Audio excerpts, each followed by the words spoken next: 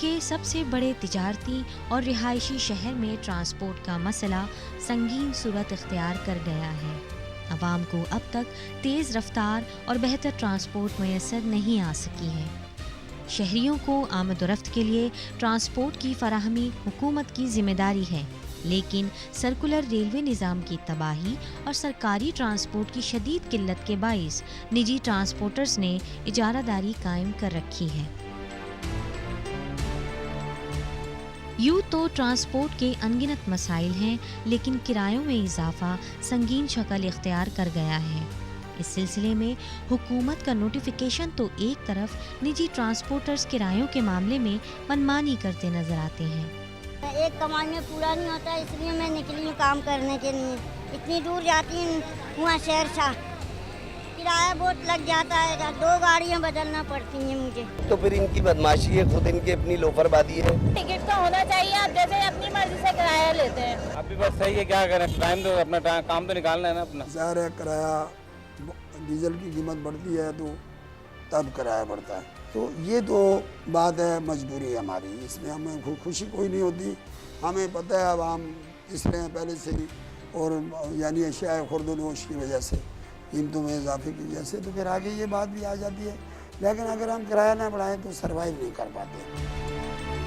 Conductor और driver मिली भगत से मुसाफिरों को जायद किराया देने पर मजबूर करते हैं, जिसकी वजह से नौबत लड़ाई झगड़े तक पहुंच जाती है।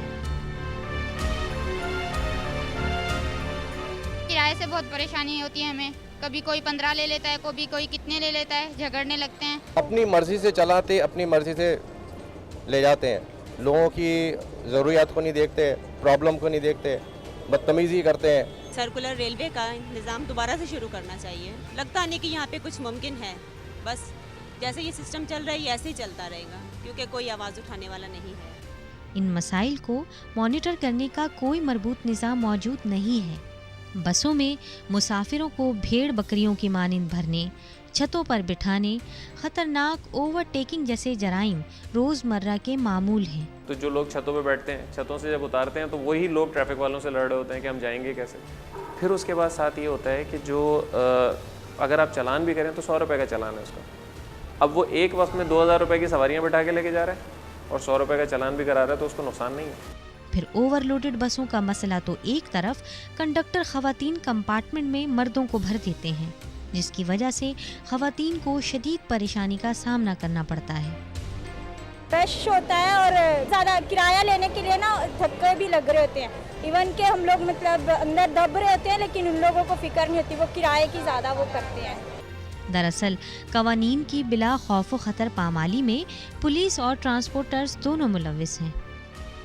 आप पुलिस को ही आपने बना दिया, उसको मजिस्ट्रेसी पावर दे दिए, वो 500 अगर जुर्माना है तो उन्होंने बुलाया नीचे ड्राइवर को, कंडक्टर को 200 रुपये उन्होंने पकड़ाए, वो चालान नहीं हुआ, बस अल्लाह खैर चला, वो दंदनाते निकल गए। तो ये बहुत सारी खामियां हैं हमारे अंदर भी। नो डाउट, इसमें कोई शक नहीं है कि हमारी ट्रैफिक पुलिस भी कभी कभी उनके साथ मिली भी होती है, और इस तरह मतलब 100% तो मैं नहीं कहूँगा, लेकिन मैं डिनाई भी नहीं करूँगा कि ट्रैफिक पुलिस का कोई भी एहलकार इनके साथ मिला बना हो। मैं समझता हूँ जब तक पुलिस की तनख्वाहें नहीं बढ़ाई जाएंगी, ये भत्ते वसूली होती रहेगी, और हमारे ड्राइवर कंडक्टर जो हैं ये कानून शिकनी का फ़ायदा उठाते रहेंगे। ये तो हमारी मजबूरी होती है ना कि हम लोग बस टोकन होता है, टाइम होता है, उस टोकन में नहीं पहुँचेंगे तो फिर जुर्माना देना पड़ता है। नहीं भगाते तो नहीं है, लेकिन कई गाड़ी रोड जाम हो जाते हैं, 2 गाड़ियाँ साथ हो जाती, तो एक दूसरे से स्टॉप मारने के उसमें फिर ये लोग ज़रा लड़ जाते हैं एक साथ दोनों। मोटर व्हीकल ऑर्डिनेंस 5691 के तहत गाड़ियों में हर मुसाफिर को सीट फराहम की जाएगी। नीज गाड़ियों की छत पर पैसेंजर्स बिठाने की सख्ती से मुमानियत है, जबकि मामला इसके बरक्स नजर आता है। हमारे ट्रैफिक वालों ने छत से पैसेंजर उतारे, वो पैसेंजर्स ने ट्रैफिक वालों को बुरा भला कहा, जो कुछ कहा सब कुछ हुआ, उसके बाद उसको चालान भी दिया। थोड़ा सा आगे जाके वो गाड़ी रोकेगा और वही लोग भागते हुए जाके फिर बैठेंगे और फिर चढ़ के चले जाएंगे। अब हर कदम पे ट्रैफिक पुलिस एहलकार नहीं लगाया जा सकता। कराची में छोटी बड़ी बसों की कुल तादाद 18,000 है, जो शहरियों के लिए नाकाफ़ी है।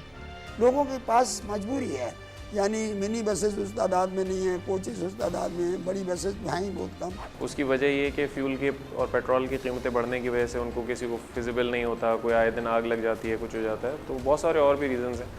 तो उन्होंने उसको लोडिंग ट्रक्स में कन्वर्ट कर दिया और मिनी ट्रक्स में। आबादी की अक्सरियत सुबह शाम काम पर जाने के लिए कई घंटों बस स्टॉप पर खड़ी रहती है, लेकिन ये मजबूर आवाम शायद इंतज़ार को अपना मुकद्दर समझती है। देखिए ये ओवरलोड जो है ये ट्रांसपोर्ट कम होने की वजह से अभी हमारी 3000 बसें बड़ी चलती हैं कराची शहर में, जबकि कम से कम इस शहर में 10,000 बसों की ज़रूरत है।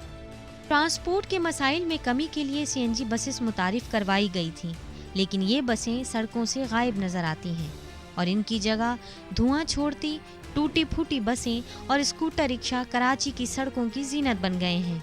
इधर ये जो पाकिस्तान की आवाम है ना, इसके साथ अगर तुम सही सच चलो ना फिर भी वही लोग हैं, अगर गलत चले फिर भी वही लोग हैं।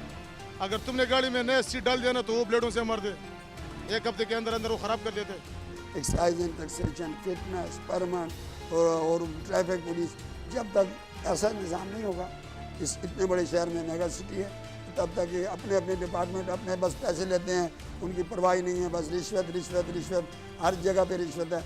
ये जब तक ये निज़ाम नहीं होगा तब तक ये कंट्रोल नहीं होगा। फिटनेस कराने में उसका हज़ारों रुपए इंजन बनवाने पे खर्च हो जाता है, हज़ारों रुपए बॉडी को ठीक ठाक कराने में, हज़ारों रुपए उसकी लाइटें ठीक कराने में, और सब चीज़ों में खर्च होता है। बहुत सारी चीज़ें अब इसी का फ़ायदा वो ट्रांसपोर्टर भी उठा रहा है। उसको पता है कि मैं जितनी वायलेशन कर लूँ मेरा फ़ाइन कितने का हो जाएगा, ठीक है भर दूंगा, बहुत से बहुत अगर कुछ नहीं हुआ तो मैं पैसे दे दूंगा, बहुत से बहुत अगर पैसे नहीं दे, फिर उस ट्रैफिक वाले को भी पता है कि मैं डिसमिस हो जाऊँगा ना तो मैं बहाल भी हो जाऊँगा, उसको बहाली का रास्ता भी पता है कि किस तरह होगा। वज़ीर आला पंजाब ने एक काबिल तहसीन कदम ये उठाया था कि टूटी फूटी धुआं छोड़ती गाड़ियों का सड़कों पर चलना ममनू करार दे दिया था। कराची में भी ऐसे इक़दाम की शदीद ज़रूरत महसूस की जा रही है। तो ट्रांसपोर्टर क्या करता है कि वो इतने 1000 रुपये खर्च करने से बेहतर है कि या तो 20-25 रुपये 50 रुपये दे के काम चलाने की कोशिश करता है, ज़्यादा से ज़्यादा क्या होगा, चालान हो जाएगा। चालान कितने का, 100 रुपये का। तो अब अगर आपकी गाड़ी की फिटनेस नहीं है तो आपका 100 रुपये का चालान है। चालान के फ़ाइन कम होने की वजह से लोगों में वायलेशन का रेशियो बढ़ता जा रहा है और वो सज़ा का खौफ नहीं है। हमारे अपनी गवर्नमेंट का अपना ट्रांसपोर्टेशन सिस्टम बहुत ही अर्जेंट बेसिस पे फास्ट ट्रैक पे हमें इंट्रोड्यूस कराना पड़ेगा, ताकि हम ये ट्रांसपोर्ट वालों के हाथों से, प्राइवेट ट्रांसपोर्टर्स के हाथों से, उनके एक तरह की जो ब्लैकमेलिंग है उससे बाहर निकले। कराची जैसी मेगा सिटी में सड़कों और रेलवे लाइनों का जाल रगों में दौड़ती जिंदगी की तरह अहमियत रखता है। यहाँ सर्कुलर रेलवे के निज़ाम को तरक्की देकर न सिर्फ शहरियों को सफरी सहूलियात मुहैया की जा सकती हैं, बल्कि कवानीन पर सख्ती से अमल दरामद ट्रांसपोर्ट माफिया की इजारादारी से निजात दिला सकता है।